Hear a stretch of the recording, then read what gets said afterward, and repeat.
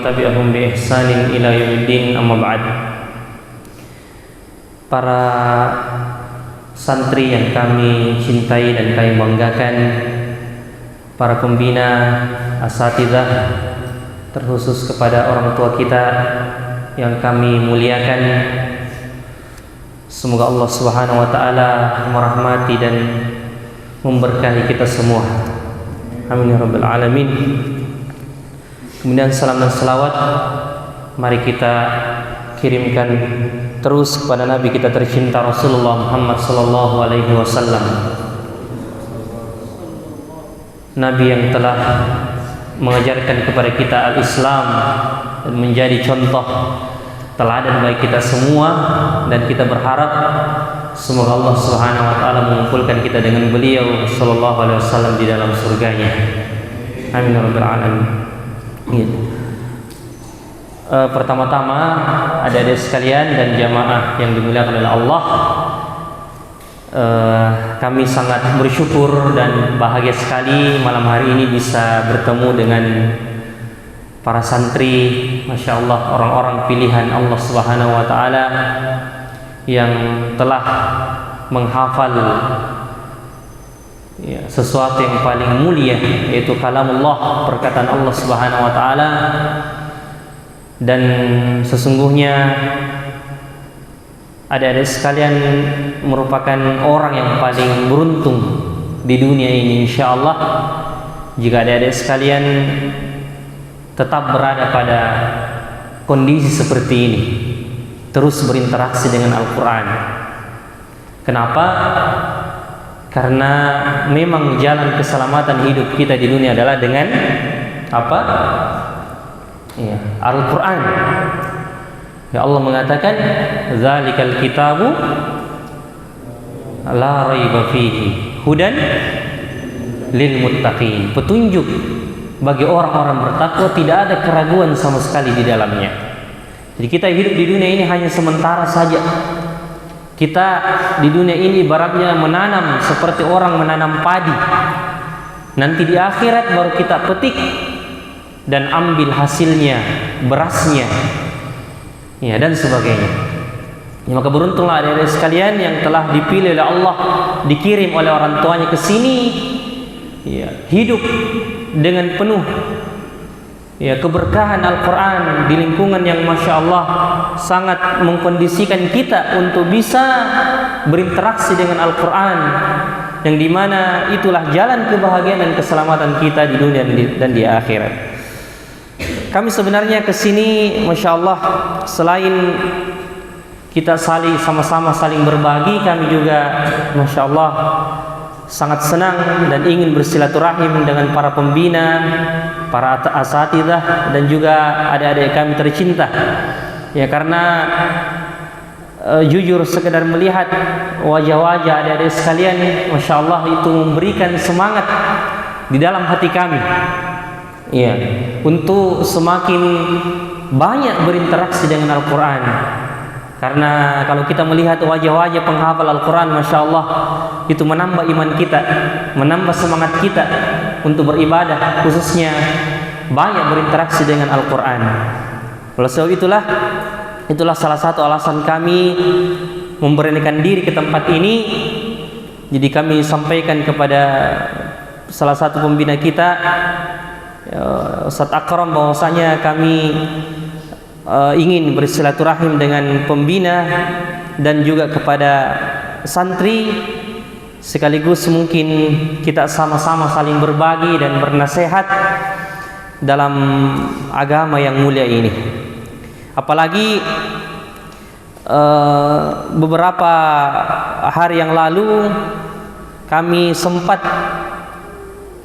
melihat-lihat buku yang ada di depan kami ini, buku tentang bagaimana pentingnya adab sebelum berilmu, yang ditulis oleh seorang ulama besar, Imam Burhanuddin Az-Zarnuji rahimahullahu taala, yang dimana bukunya ini berjudul Ta'limul Muta'allim, ya, dimana buku ini banyak dibahas oleh ulama kita di dalam majelis-majelisnya. buku yang Masya Allah sangat populer dan terkenal di kalangan para ulama, di mana berisikan tentang adab-adab di dalam menuntut ilmu. Ya. Oleh sebab itulah kami berpikir bahwasanya ya, bagaimana caranya agar kami bisa semangat membaca buku ini. Akhirnya timbullah pikiran bahwasanya bagaimana kalau buku ini kami sajikan saja dalam kajian taklim. Ya. Dan semoga bisa kita rutinkan beberapa waktu ke depan ini untuk kita bisa membahas buku ini. Karena membaca buku itu, kalau kalian pribadi mungkin beda dengan adik sekalian. Kadang kalau membaca buku itu tidak bisa banyak-banyak, dan kadang ya begitulah manusia, cepat didatangi rasa bosan. Ya, tapi kalau kita diamanahkan untuk mengisi taklim, otomatis mau tidak mau pasti kita dipaksa untuk bisa baca buku dulu sebelum menyampaikan. Karena apa yang mau disampaikan kalau kita tidak baca dulu bukunya? Bukan seperti itu kan? Ya, makanya kami berpikir bahwasanya sebenarnya kami menyampaikan taklim ini untuk diri kami sendiri. Ya, untuk diri kami sendiri. Kemudian kepada adik-adik sekalian, bagaimana agar kemudian kita sama-sama saling mengingatkan tentang bagaimana pentingnya adab sebelum menuntut ilmu. Jadi dulu itu orang-orang terdahulu itu ya, sebelum mengirim anaknya pergi menuntut ilmu dalam hal ini ilmu syar'i seperti ilmu fikih, ilmu hadis dan sebagainya, orang-orang tua dulu itu di zaman dulu itu, di zaman Rasulullah atau di zaman setelah Rasulullah SAW wafat, mereka mengirim anaknya ke orang yang bernama muaddib atau orang-orang yang mengajarkan adab kepada anak-anak. Jadi sebelum dikirim belajar ilmu agama ini secara umum, anak-anaknya dikirim dulu kepada orang-orang yang paham tentang adab dan diajarkanlah adab-adab itu kepada anak-anak mereka. Baru kemudian setelah itu dikirim, ya, setelah berapa tahun belajar adab baru dikirim untuk belajar ilmu-ilmu yang lain seperti ilmu fikih dan sebagainya. Ya. Jadi insya Allah beberapa waktu yang singkat ke depan ini dalam rangka mengisi liburan juga, ya, kita akan membahas buku ini yang berjudul, dalam bahasa Arabnya berjudul Ta'lim al-Muta'allim fi Tariqit Ta'allum, ya, dan diterjemahkan oleh penulis di sini, ya, pentingnya adab sebelum ilmu, pentingnya adab sebelum berilmu. Ya. Sebagaimana biasanya dalam kajian buku itu, kajian kitab, kita bahas dulu siapa penulisnya, seperti itu ya, siapa penulisnya. Dan semoga kalau kita sampaikan siapa penulis dari buku ini, itu memotivasi kita untuk bisa mencontohi jalan hidup beliau, seperti itu. Pertama, ya, bisa dicatat ini mungkin, ya, kita akan sampaikan biografi singkat tentang penulis. Ya. Ya, jadi beliau yang menuliskan buku ini nama lengkapnya adalah Ali bin Abu Bakar Al-Marginani Al-Hanafi. Ya, saya ulang, Ali bin Abi Bakar Al-Marginani Al-Hanafi. Ya, atau biasa dikenal dengan panggilan Burhanuddin Az-Zarnuji. Ini panggilan singkatnya beliau. Jadi Imam Burhanuddin Az-Zarnuji. Az-Zarnuji ini, adik-adik sekalian, adalah salah satu nama tempat, ya, di wilayah bangsa Turki. Ya. Di bagian mana itu Turki? Siapa yang tahu? Di bagian mana itu Turki? Ya, di benua apa itu Turki? Ya, di mana itu Turki? Ya.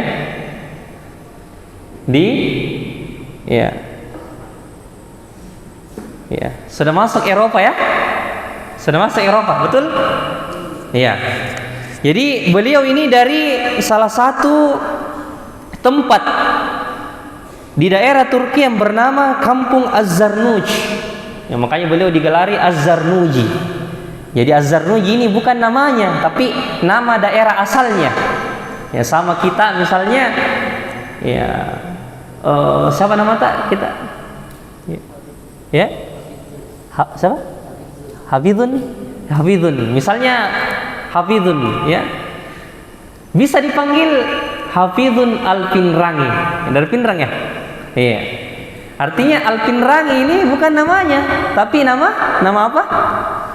Ya, nama daerah asalnya. Ya, begitu kebiasaan ulama terdahulu. Beliau menyandarkan namanya atau mengikutkan namanya dengan nama daerahnya.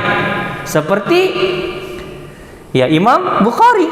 Bukhari itu sebenarnya diambil dari nama tempat beliau lahir, Bukhara. Ya, tapi nama beliau yang nama asli beliau Muhammad bin apa? Ya, Ismail ya. Ya, Muhammad bin Ismail, betul? Iya. Nama Imam Bukhari artinya intinya Al-Bukhari itu bukan nama aslinya, tapi diambil dari nama tempat daerahnya. Iya, nama tempat daerahnya. Seperti dengan penulis kita ini, penulis buku kita ini. Iya. Iya, beliau dari daerah Az-Zarnuj di wilayah Turki. Di wilayah Turki, dan beliau adalah salah satu ulama besar di abad 6 Hijriah, di abad yang ke-6 Hijriah. Abad 6 Hijriah itu tahun 600-an ya, tahun 600-an. Ya, jadi beliau termasuk ulama yang sudah lama. Ya, beliau adalah ulama yang sudah lama, dan tidak ada karya beliau yang paling terkenal kecuali buku ini, Ta'lim Al-Muta'allim. Dan subhanallah, Allah subhanahu wa ta'ala, dan begitu ada sekalian, ini pelajaran bagi kita. Ketika seseorang itu ikhlas melakukan amalannya, di antara buah dan faedah manfaat dari keikhlasan itu, Allah subhanahu wa ta'ala akan membuat namanya dikenang dan karya-karyanya. Ya. Jadi orang faedah dari keikhlasan itu, padahal beliau ini kita akan sebutkan nanti tidak terlalu detail apa biografinya, tidak terlalu sama dengan ulama yang lain. Beliau dikenal karena bukunya ini, buku Ta'lim Al-Muta'allim. Ya, pentingnya beradab sebelum berilmu. Dan buku ini subhanallah, setelah saya baca-baca tadi mukaddimahnya, kata pengantarnya, sampai dicetak di beberapa negara, termasuk Jerman. Di sini disebutkan di Jerman dicetak, kemudian di Maroko juga dicetak, di daerah Kazan, di daerah Astana, kemudian iya, daerah-daerah yang lain yang merupakan negeri-negeri Islam. Ya, bahkan termasuk tokoh-tokoh di luar Islam juga tertarik dengan buku beliau ini. Ada tokoh yang bernama dari namanya saja ini ya kentara bahwasanya beliau bukan orang Islam, ya, Edward van Dyck. Ya. Ya, kalau tidak salah boleh ini ya orang Eropa atau sekitarnya. Ya. Beliau tertarik dengan buku Imam Az-Zarnuji ini, subhanallah, sehingga beliau cetak. Ya, beliau cetak. Ya, maka buku ini diterima di kalangan masyarakat, ya, dan diambil oleh ulama-ulama kita sebagai salah satu buku yang ya fenomenal dan populer. Sampai di zaman kita buku ini banyak dibahas oleh ulama-ulama kita. Di Saudi, bahkan di Makassar ada ustaz kita, ya, salah satunya Ustaz Ihsan Zainuddin hafizahullah. Beliau membahas buku ini dalam atau menjadikan buku ini sebagai referensi ketika mengajarkan adab kepada seseorang. Yang intinya saya mau sampaikan pada mukaddimah pertama, pelajaran pertama yang kita ambil dari biografi penulis ini, bahwasanya ketika beliau tidak terlalu dikenal dengan biografi dan kepribadiannya, tapi satu karya yang beliau hasilkan, Allah Subhanahu wa taala menaruh kecintaan di hati manusia kepadanya disebabkan karena keikhlasannya. Maka boleh dicatat ini sebagai pelajaran pertama ya, boleh dicatat bahwasanya ketika seorang ikhlas dalam beramal, bisa dicatat supaya ada bekal-bekal dibaca-baca kalau pulang ke asrama. Ketika seorang ikhlas dalam beramal, ya, maka Allah Subhanahu wa taala akan menaruh kecintaan di dalam hati makhluk kepadanya. Maka Allah Subhanahu wa taala akan menaruh kecintaan, ya, kecintaan apa? Makhluk kepadanya. Iya. Ya, seperti itu. Iya. Ya, itu pelajaran pertama. Jadi intinya ya, beliau ini Imam Burhanuddin Az-Zarnuji, ya, adalah hidup di zaman ya 6 Hijriah, ada yang mengatakan awal abad 7 Hijriah, dan beliau terkenal dengan imam di mazhab Hanafi. Ya, kita tahu ada 4 mazhab imam yang terkenal di dunia ini. Mazhab Imam Syafi'i, ya, Masya Allah, mazhab Imam Syafi'i, mazhab Imam Abu Hanifah, mazhab Imam Al-Hambali, dan mazhab Imam Malik. Ya, 4 imam mazhab terkenal. Ya. Jadi ini sekedar pengantar saja.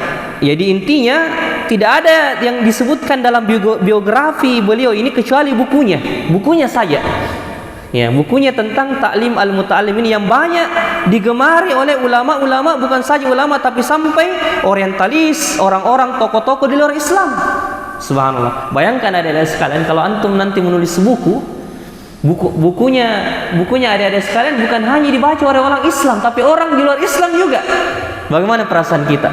Luar biasa kan? Berarti Allah Subhanahu wa taala mengetahui keikhlasan sang penulis ini dalam menulis bukunya, maka inilah yang menjadikan bukunya menjadi berberkah sehingga diterima di tengah masyarakat. Maka sekali lagi ya, pelajaran dari hidup beliau yang dimana beliau ini ya tidak dikenal kecuali dengan bukunya ini, bahwasanya ketika orang ikhlas dalam beramal, apapun yang dia lakukan, ketika dia semata-mata mencari ridha Allah Subhanahu wa taala dan memberikan manfaat kepada manusia, maka Allah akan menjadikan kecintaan di dalam hati manusia, menaruh kecintaan di dalam hati manusia kepadanya, dan apa yang mereka persembahkan di tengah-tengah manusia itu menjadi manfaat. Ya, subhanallah. Ya. Jadi itu sekedar pengantar. Kemudian ya, kita masuk ya, itu sekedar biografi singkat dari beliau. Kita bacakan muqaddimah, apa yang beliau tulis dari muqaddimah, karena ketika mengkaji buku itu kita harus tahu muqaddimahnya. Kalau mau tahu isi buku secara keseluruhan, baca muqaddimahnya. Ini tips. Kalau kita tidak bisa baca buku semuanya, baca saja muqaddimahnya. Kita tahu itu intinya. Ini apa yang akan dibahas di dalamnya. Iya. Ya, bahkan ada ulama menasihatkan bahwasanya ya, cukup baca muqaddimah buku-buku penting itu. Kalau kita tidak bisa membagi umur kita, ya cukup baca muqaddimah buku-buku besar itu, insyaallah ada saja ilmu didapat. Ya, ada saja ilmu yang didapat. Maka kita akan bacakan muqaddimah dari penulis buku ini di dalam bukunya sebelum menjelaskan apa yang akan beliau rincikan di dalam bukunya ini. Ya, kita bacakan setelah beliau memuji Allah Subhanahu wa taala dan berselawat kepada Nabi kita Muhammad sallallahu alaihi wasallam. Beliau mengatakan, jadi bukunya sudah diterjemahkan dalam bahasa Indonesia ya. Jadi kita bacakan saja langsung bahasa Indonesianya. Beliau mengatakan, amma ba'd, ketika saya melihat banyak dari penuntut ilmu pada zaman kita bersungguh-sungguh tetapi tidak sampai kepada ilmu, tidak dapat mengambil manfaat dari ilmunya, terhalang dari mendapatkan buah dari ilmunya, yaitu mengamalkan dan menyebarkannya, hal itu disebabkan karena mereka keliru dalam menempuh jalan untuk mencari ilmu dan meninggalkan syarat-syaratnya. Ya. Jadi ada orang berilmu tapi ilmunya tidak bermanfaat. Ya. Ada orang yang menghafal Al-Quran tapi hafal Al-Qurannya tidak bermanfaat. Mungkin sekedar dihafal, pas selesai 30 juz lupa lagi semua. Sudah menjadi lupa semua. Ya. Kenapa? Karena dia salah. Dia salah. Dalam perjalanan menuntut ilmu itu ada hal yang harus dia perhatikan, ada hal yang harus dia tempuh, ada yang harus dia lakukan yang dia tidak lakukan, yang menyebabkan dia diharamkan dari berkah ilmu tersebut. Ya. Saya tanya ada sekalian, ya, apakah kita di tempat ini hanya ingin sekedar menjadi penghafal Al-Quran saja? Apakah cukup sampai di situ? Cukup atau tidak? Tidak. Menghafal Al-Quran 30 juz itu ibaratnya tangga pertama. Masih ada tangga-tangga berikutnya yang harus kita lewati untuk menjadi betul-betul penghafal Al-Quran yang diberkahi oleh Allah, atau ahli Al-Quran yang diberkahi oleh Allah. Jadi kita ini baru di tangga pertama di tempat ini. Ya, insya Allah ke depan perjalanan kita masih panjang. Maka perlu kita ketahui apa saja yang harus kita lakukan agar kemudian kita bisa melangkah setelah berhasil menaiki tangga pertama di tempat ini. Kita nanti melangkah ke tangga yang kedua.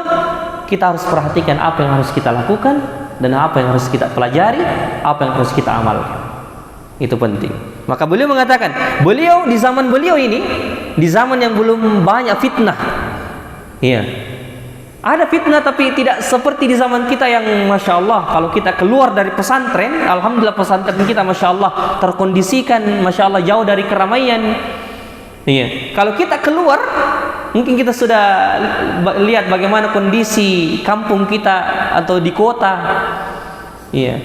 Apalagi kalau kita sudah berinteraksi dengan yang namanya handphone, ya, atau media sosial, internet, pasti fitnahnya besar sekali. Ya. Bahkan pada HP dan media-media sosial itu bisa menjadi sebab hilangnya hafalan kita. Ya. Kalau Imam Syafi'i saja dulu hilang beberapa juz hafalannya gara-gara tidak sengaja melihat betis seorang wanita. Ya, bagaimana lagi dengan kita? Ya, kalau kita keluar dari pesantren ini, ya maka tentunya ya kita akan melihat kondisi-kondisi yang tidak sesuai yang kita harapkan. Ya. Ya makanya ya tidak usah sering-sering keluar kalau tidak ada perlu. Cukup di tempat kita ini sayang, Masya Allah. Ya. Insya Allah ada waktunya adik-adik sekalian ya dibawa oleh pembina kita rekreasi, ya, atau jalan-jalan, ada waktunya. Kalau bukan waktu yang penting maka tidak usah. Ya, tidak usah banyak keluar karena kondisi di sini mengkondisikan kita untuk lebih banyak fokus menuntut ilmu dan menjaga hati kita. Jadi boleh mengatakan, ya saya melihat di zaman ini banyak penuntut ilmu tidak sampai mengambil manfaat dari ilmunya. Ya, karena mereka keliru dalam menempuh jalan mencari ilmu dan meninggalkan syarat-syaratnya. Dan siapa yang salah jalan maka akan tersesat dan tidak akan meraih tujuan baik sedikit maupun banyak.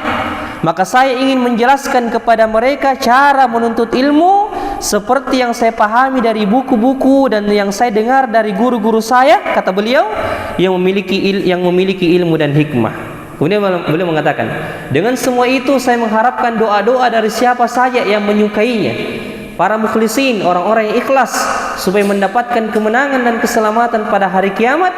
Dan ini saya lakukan setelah beristikharah memohon petunjuk dari Allah. Jadi subhanallah, sebelum beliau menulis buku ini, ya, beliau sholat dulu. Ya, beliau sholat dulu, meminta petunjuk kepada Allah. Dan ini pelajaran lagi, ya, pelajaran bagi kita lagi, bahwasanya sebelum melakukan segala sesuatu yang penting, yang besar, minta petunjuk kepada Allah melalui salat. Boleh dicatat ini, silakan dicatat. Ya, sebelum memulai sesuatu yang besar atau urusan yang besar, ya, sebelum memulai suatu urusan yang besar, ya, atau menghadapi urusan yang besar, maka hendaknya seseorang meminta petunjuk. Maka hendaknya seseorang meminta petunjuk. Ya, maka hendaknya seseorang meminta petunjuk kepada Allah di dalam salat. Ya. Maka hendaknya seseorang meminta petunjuk kepada Allah di dalam apa? Salat. Ya. Ini pelajaran juga. Jadi kalau ada sekali nanti, ya, kalau ada urusan mau dihadapi, mau ujian, ya, mau apa namanya, ya, mau menikah, nanti yang mau menikah atau mau bangun rumah misalnya, mau mendaftar di sekolah-sekolah besar, sekolah-sekolah penting, minta petunjuk sama Allah agar dimudahkan. Ya. Apa ayatnya? Ya ayyuhalladzina amanu ista'inu. Apa lanjutannya? Ista'inu bis-sabri was-shalah. Innallaha ma'as-sabirin. Dua kunci utama dalam sukses pada sesuatu, sabar dan salat. Ya, seperti itu. Jadi beliau mengatakan, dan saya lakukan dan ini saya lakukan, maksudnya menulis buku ini saya lakukan setelah beristikharah, memohon petunjuk dari Allah Subhanahu wa taala. Ya, subhanallah. Ya. Dan Imam Bukhari, ya, imam yang paling terkenal dalam bidang hadis, ya, itu berapa hadis dalam kitab beliau Sahih Bukhari? Ada yang tahu berapa jumlah hadis dalam kitab Sahih Bukhari itu? Ya. Ada yang tahu? Ya. Dalam kitab Sahih Bukhari itu kurang lebih 6.000 sampai 7.000-an hadis yang beliau masukkan di dalam dalam kitab beliau Sahih Bukhari. Ya. Dan beliau mengatakan, Imam Bukhari mengatakan, sebelum saya masukkan satu hadis di dalam kitabku, saya sholat dulu 2 rakaat. Masya Allah. Jadi berapa kali itu sholat? 7.000 kali. Ya. Jadi satu hadis sebelum beliau tulis, jadi beliau dulu hafalkan hadisnya, dan sebelum beliau tulis di dalam bukunya, setiap satu hadis yang beliau masukkan dalam bukunya, beliau sholat 2 rakaat dulu. Masya Allah. Jadi ya, akhirnya Masya Allah, Allah menjadikan bukunya menjadi berkah di tengah-tengah umat. Makanya ulama kita sepakat, kitab yang paling sahih setelah Al-Quran adalah kitab Sahih Bukhari. Tidak ada perbedaan pendapat. Ya. Kitab yang paling sahih setelah Al-Quran apa? Kitab Sahih Al-Bukhari. Kitab hadis Sahih Al-Bukhari. Masya Allah. Ya, kita lanjut. Ya, jadi beliau mengatakan, buku ini saya beri judul Ta'lim Al-Muta'allim fi Tariq At-Ta'allum. Bagaimana mengajarkan kepada orang-orang yang belajar itu jalan, ya, jalan menuju pembelajaran yang sahih, menuntut ilmu secara sahih. Dan saya bagi menjadi beberapa pasal dan bab atau pembahasan. Ya, saya bacakan secara cepat. Jadi saya bacakan ini supaya kita tahu inti daripada isi buku ini. Ya, inti daripada isi buku. Tidak usah dicatat ini, tidak usah dicatat, dengarkan saja.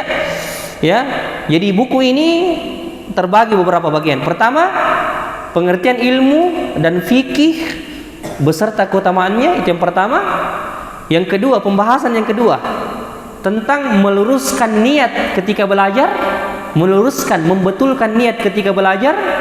Yang ketiga, cara memilih ilmu, guru, teman, dan memunculkan keteguhan, ya, di dalam menuntut ilmu. Yang ketiga, mengagungkan, memuliakan, menghormati ilmu dan ulama. Yang kelima, kesungguhan, kesinambungan, dan semangat dalam menuntut ilmu itu. Kemudian yang keenam, permulaan belajar, kadar banyaknya ilmu yang ditulis atau dihafalkan dan urutannya. Kemudian yang ketujuh, tawakal, bagaimana setelah berusaha kemudian kita tawakal kepada Allah. Kemudian yang kedelapan, beliau membahas waktu menuntut ilmu, kapan waktu menuntut ilmu yang paling bagus. Kemudian kesembilan, setelah menjelaskan waktu menuntut ilmu, beliau menjelaskan bagaimana kita berbelas kasih dan memberikan nasihat kepada orang-orang yang ada di sekitar kita. Kemudian yang ke-10, mengambil manfaat dan menyerap adab-adab dalam menuntut ilmu itu. Kemudian yang ke-11, wara'. Wara' itu bersikap hati-hati saat belajar, menghindari hal-hal syubhat. Syubhat itu antara halal haram, ya, itu namanya syubhat. Jadi di antara sikap penuntut ilmu itu, para penghafal Al-Quran harus menjauhi hal-hal yang syubhat, bukan haram tapi syubhat, ya, samar-samar antara halal dan haram, ya. Jadi sikap yang benar, sikap yang harus dimiliki penuntut ilmu, ya, untuk agar kemudian ilmunya menjadi berberkah adalah dia meninggalkan hal yang apa? Syubhat, hal-hal yang samar-samar antara halal dan haram, apalagi hal yang haram harus dijauhi, ya. Kemudian yang ke-12, hal-hal yang mempermudah hafalan dan lupa. Nah, ini juga penting, nanti kita bahas. Kemudian yang terakhir beliau membahas hal-hal yang dapat mendatangkan rezeki, menahan umur, menambah umur dan menguranginya. Ya, menariknya beliau membahas pada akhir buku ini hal-hal yang dapat mendatangkan rezeki. Karena penuntut ilmu itu harus juga memiliki skill dalam mencari rezeki. Ya, bukan hanya, jadi banyak ulama di zaman dulu itu, beliau ulama tapi beliau juga pedagang. Ya, Masya Allah, beliau ulama tapi beliau juga memiliki kelebihan dalam berdagang. Ya, ketika Abdullah bin Mubarak ditanya, wahai Abdullah bin Mubarak, salah seorang tabi'in, beliau ditanya, wahai Abdullah bin Mubarak, mengapa engkau ulama tapi engkau juga sibuk berdagang? Apa kata Abdullah bin Mubarak? Agar kemudian, ya, aku tidak menjatuhkan kehormatan ilmu ini dengan meminta-minta kepada manusia. Ya. Jadi kita seorang penuntut ilmu juga nantinya ketika kita, ya, belum sekarang tentunya, tapi ketika kita dewasa, ketika kita mencapai umur yang sudah cukup, ya, apalagi kalau kita nanti sudah berkeluarga, tentunya sambil kita menuntut ilmu, sambil juga kita mencari rezeki. Jadi penuntut ilmu tidak menghalangi dia untuk mencari rezeki dan karunia Allah Subhanahu wa taala. Ya, jadi itu secara garis besar tentang gambaran buku ini, apa yang dibahas di dalam buku ini. Ya. Menarik atau tidak? Menarik atau tidak? Menarik, ya? Ya, insya Allah. Saya juga penasaran. Saya juga belum baca buku ini, ya, semuanya. Makanya cara saya untuk agar semangat membaca buku ini, ya, saya sampaikan kepada diri sekalian supaya saya juga semangat membaca. Baik. Sampai 45, Ustaz? Oh iya, kita usahakan. Ya? Oh, sudah masuk waktu. Oh ya, kalau begitu kita sisa 5 menit, ya. Ya, kita tambah 5 menit saja. Ya. Iya. Oh, ini susah, makin susah. Oh, nah, baik, Ustaz. Azan dulu, Ustaz, atau bagaimana? Nuasil? Oh, nah, baik. Oh, insyaallah, baik. Iya, masih ada waktu ternyata, ya. Kalau begitu kita bahas sedikit pasal pertama. Ya. Silakan ditulis, ya, definisi ilmu, fikih dan keutamaannya. Jangan pakai kata-kata definisi, pengertian. Ya, pengertian ilmu, fikih dan keutamaannya. Pengertian ilmu, fikih dan keutamaannya. Ya. Ya. Ya. Ya, supaya adik-adik sekalian bisa fokus. Ya, jadi bagi siapa yang mau mencatat sambil mendengarkan boleh, tapi yang paling penting dicatat apa yang saya bilang untuk dicatat. Jadi kalau saya bilang silakan dicatat, ya berarti penting untuk dicatat, ya. Tapi kalau saya tidak bilang silakan dicatat, ya tidak usah dicatat, atau terserah mau dicatat atau tidak, silakan. Tapi kalau saya bilang nanti silakan dicatat, ini berarti itu penting, ya. Iya. Rasulullah sallallahu alaihi wasallam, beliau mengutip hadis Rasulullah sallallahu alaihi wasallam pada pasal atau bab pertama ini, beliau mengatakan, mengutip hadis Nabi sallallahu alaihi wasallam, talabul ilmi faridatun ala kulli muslimin. Ya.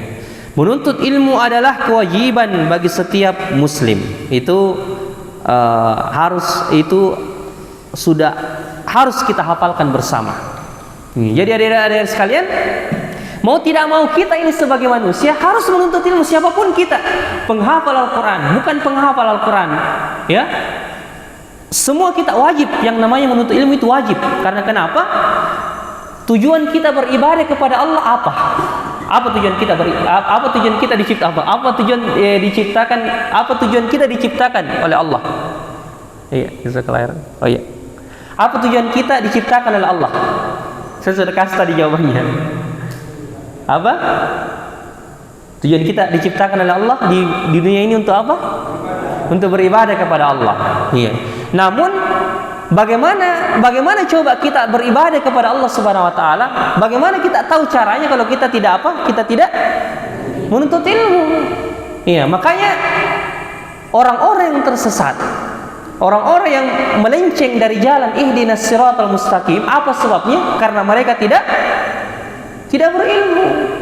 Iya, makanya ini kedudukan ilmu dalam agama kita sangat besar. Bahkan Allah Subhanahu wa taala mengatakan, syahidallahu annahu la ilaha illa huwa wal malaikatu wa ulul ilmi qa'iman bil qist la ilaha illa huwal azizul hakim. Allah Subhanahu wa taala mempersaksikan dirinya bahwa tidak ada Tuhan yang berhak disembah selain Ia. Iya, dan Allah menjadikan malaikat-malaikat ditambah orang-orang berilmu sebagai saksi atas keesaan dan ketuhanan dari Allah Subhanahu wa taala. Jadi luar biasa. Orang-orang berilmu itu dijadikan saksi karena orang-orang berilmu lah orang yang paling dekat dan kenal dengan Allah Subhanahu wa taala. Allah mengatakan, "Innama yakhsyallaha min ibadihi al-ulama." Sesungguhnya yang paling takut kepada Allah siapa? Ulama.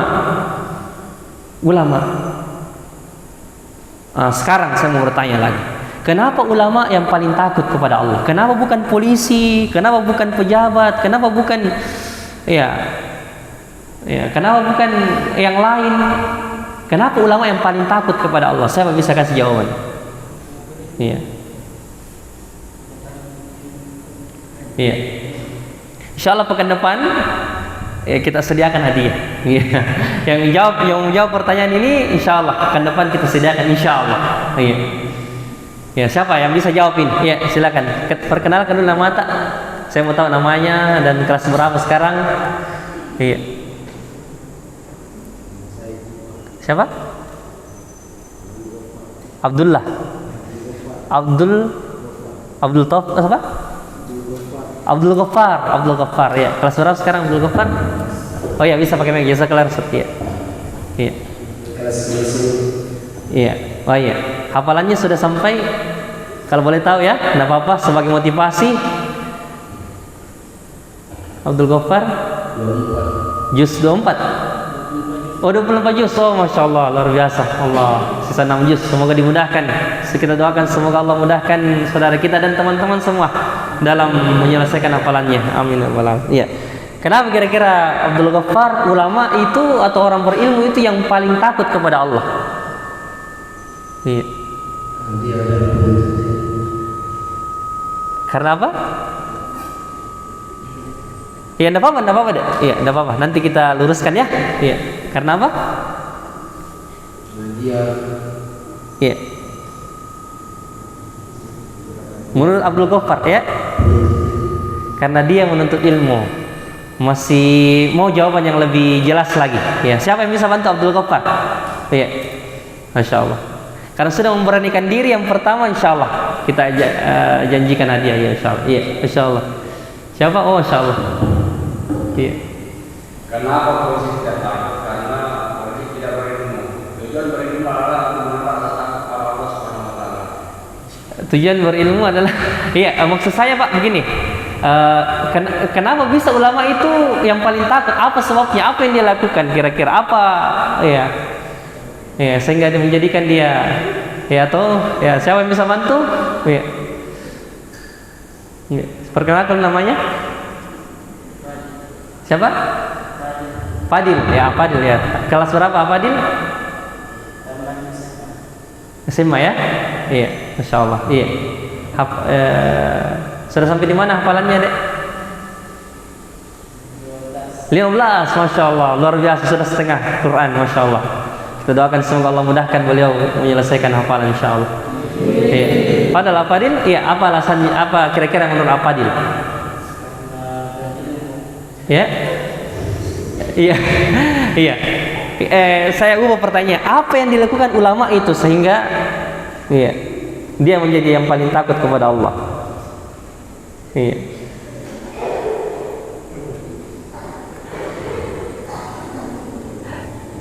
Ya oke. Iya, alasannya iya. Kenapa ulama yang paling takut kepada Allah Subhanahu wa taala? Karena dia yang paling mengenal Allah Subhanahu wa taala. Dia mempelajari tentang siapa itu Allah, ya, bagaimana sifat Allah, ya seperti itu, bagaimana agama Allah, ya seperti itu. Sebenarnya sudah benar tadi apa yang dikatakan oleh adik kita mulai dari Abdul Ghaffar tadi sudah benar ya. Karena mereka menuntut ilmu. Ya, ketika mereka menuntut ilmu, otomatis mereka mempelajari siapa itu Allah, bagaimana cara dekat kepada Allah, bagaimana rasanya takut kepada Allah dan sebagainya. Ya. Insyaallah yang menjawab ini insyaallah sampai Bapak tadi insyaallah pekan depan kita sediakan hadiah insyaallah taala. Bismillah ya. Tolong diingatkan ya. Iya. Jadi karena mereka yang paling kenal dengan Allah. Man kana billahi a'raf kana bihi akhwaf. Barang siapa yang paling kenal dengan Allah, dia yang paling takut kepada Allah. Karena dia tahu bagaimana kebesaran Allah, bagaimana keagungan Allah, bagaimana ya, sifat Allah Subhanahu wa taala, bagaimana ancaman Allah ketika dia meninggalkan ibadah kepada Allah, bagaimana kenikmatan surga ketika dia dimasukkan ke dalam surga nantinya. Iya. Jadi ya, semakin orang kenal dengan Allah, maka semakin dia takut kepadanya. Iya, seperti itu. Oke. Kemudian beliau mengatakan di sini, ya, 18 menit lagi, ya. Atau kurang dari itu, ya. Beliau mengatakan, ketahuilah bahwa setiap muslim dan muslimah tidak, ya, harus menuntut ilmu, mempelajari ilmu yang dibutuhkan. Ya, ilmu yang paling utama adalah ilmu yang dibutuhkan saat itu, dan sebaik-baik amal adalah menjaga amal yang dituntut saat itu. Perlu diketahui, seorang muslim wajib mempelajari segala kewajiban yang akan dia jalani dalam keadaan apapun.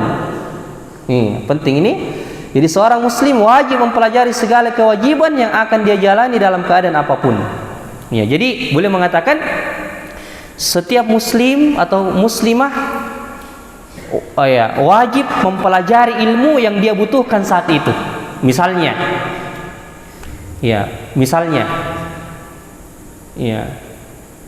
kita butuh ilmu berdagang karena kita mungkin tinggal di sekitar pasar, ya, atau orang tua kita tinggal di sekitar pasar.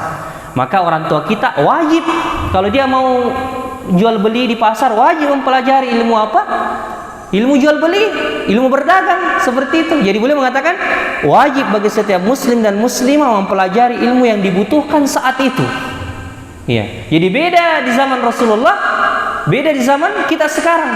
Tapi ada pun masalah ilmu agama dari dulu sampai sekarang itu wajib dipelajari. Karena kenapa? Tujuannya utama kita hidup di dunia ini adalah untuk beribadah kepada Allah. Ya. Dan bagaimana kita bisa beribadah kepada Allah dengan benar kalau kita tidak mengilmui ilmu agama ini, mempelajari ilmu agama ini. Iya, seperti itu. Ya. Dan masalah ilmu agama ini ada sekalian yang dimuliakan oleh Allah Subhanahu wa taala, ya, harus selalu kita pelajari dari kita lahir sampai kita meninggal, karena kita di dunia ini butuh untuk terus beribadah kepada Allah. Karena kita di dunia ini cuma persinggahan saja, kita cuma singgah, kita akan kembali ke kampung halaman kita. Kita perlu peta dan cara untuk sampai kepada kampung akhirat. Dan salah satu peta terbesar, jalan terbesar untuk kita sampai ke negeri akhirat adalah mempelajari ilmu apa? Ilmu apa? Ilmu agama. Ya, ilmu agama. Kita memang butuh pelajari juga ilmu-ilmu yang lain. Ya, ilmu-ilmu yang lain. Ya, seperti tadi ilmu berdagang. Kalau misalnya kita nanti mau jadi pedagang, dokter, kalau kita mau kedokteran, kalau kita mau jadi dokter, perlu kita pelajari apa-apa saja yang dibutuhkan masyarakat sekarang dari kehidupan dunia ini, kebutuhan dunia, perlu kita pelajari. wajib kita pelajari. Ya, tapi adapun ilmu agama dari kita lahir sampai kita meninggal dunia wajib kita pelajari. Karena apa? Karena itulah peta terbesar dan jalan utama untuk kita sampai kepada kampung kita. Di mana? Kampung kita di mana sebenarnya? Di akhirat. Ya. Bagaimana kita mau sampai tujuan kalau kita tidak tahu ya petanya? Ya, kita tidak tahu jalannya. Kan seperti itu kan? Ya. Dan adik-adik sekalian yang dimuliakan oleh Allah, boleh kita lanjutkan sedikit? Beliau mengatakan, seorang muslim wajib mempelajari segala kewajiban yang dia jalani dalam keadaan apapun. Dengan demikian, karena ia harus menegakkan sholat, maka ia wajib mempelajari ilmu tentang sholat. Beliau sudah mulai menjelaskan tentang masalah pentingnya ilmu syar'i, ilmu agama. Ya, minimal ilmu yang dengannya ia bisa menjalankan kewajiban sholat. Ya, kemudian ia juga harus mempelajari hal-hal, ya begitupun dengan masalah zakat, puasa, haji, wajib dia pelajari semua. Dan juga wajib dia pelajari sesuatu yang haram. Iya, sesuatu yang haram. Jangan yang baik-baik saja perlu kita tahu, tapi yang jelek juga. Maksudnya yang jelek, sesuatu yang jelek harus kita ketahui untuk kita hindari. Seperti itu. Jadi kita harus tahu bahwa oh ini dilarang, ini tidak boleh dilakukan. Untuk apa? Bukan untuk kita lakukan, tapi untuk kita ya apa? Hindari. Ya. Sebagaimana perkataan ya salah seorang sahabat Nabi SAW, boleh mengatakan, aku semangat bertanya kepada Rasulullah masalah keburukan, bukan untuk aku amalkan, tapi agar aku dapat menghindarinya sejauh-jauhnya. Begitu kata beliau radhiyallahu taala anhu. Ya, seperti itu. Ya. Ya. Dan kita, kata beliau, dijadikan mulia oleh Allah Subhanahu wa taala. Bapak kita Nabi Adam alaihissalam dijadikan mulia karena apa? Ya, Nabi Adam alaihissalam dimuliakan oleh Allah karena apa? Ilmu, ya. Sebagaimana ayat yang kita bacakan tadi, wa idz qala rabbuka lil malaikati inni ja'ilun fil ardi khalifah, dan seterusnya. Allah mengatakan wa 'allama Adamal asma'a kullaha. Allah ajarkan semua nama-nama benda kepada Nabi Adam alaihissalam.